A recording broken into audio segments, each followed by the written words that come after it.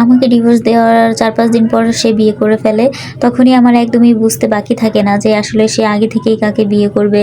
মানে আমার সাথে থাকা অবস্থায় সে এগুলা ঠিক করে রাখছিল, আমি শুধু বোঝা হয়েছিলাম। তাই আমি তার লাইফ থেকে চলে যাওয়ার সাথে সাথে সে ওই মেয়েটাকে নিয়ে আসে। মেয়েটা অবশ্য শ্যামলা বর্ণের, হাইট আমার মতোই, আর হচ্ছে একটা চোখ টেরা ছিল। যাই হোক, কারো সৌন্দর্য নিয়ে কিছু বলা উচিত না, এমনি একটু বিবরণ দিলাম আর কি। তারপরে আমাদের বাসা থেকে আমারে চাপ দিচ্ছিল বিয়ে করার জন্য, তো আমি তো একদমই রাজি হই না। ওরে কেন জানি বলতেই পারতেছিলাম না, বুঝেন তো, খুবই ছোট্টবেলায়, সেই আমি 5-6-এ থাকতে আমাদের বিয়ে হয়েছে। কত ছোট তখন আমি, তখন থেকে তারে ভালোবাসি, স্বামী হিসাবে জানছি, একই জায়গায় থাকছি, একই ছাদের নিচে। কত ভালোবাসা, কি করে এত দ্রুত ভুলি।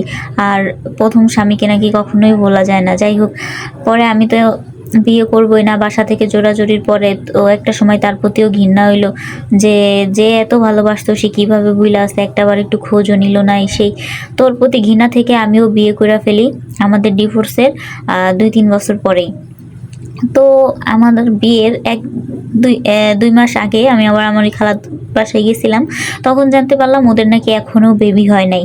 তো যাই হোক, আমার বিয়ে হলো, হওয়ার পরে এক বিদেশির সাথে বিয়ে হলো। তারপর কিছুদিন 2-3 মাসের মতো আমি তাদের বাসায় ছিলাম। তারপরে সে বিদেশ চলে গেল। তারপর সে আবার 3 মাস পরে বিদেশ থেকে বাড়িতে আসে এবং এসে আমাকেও নিয়ে যায়।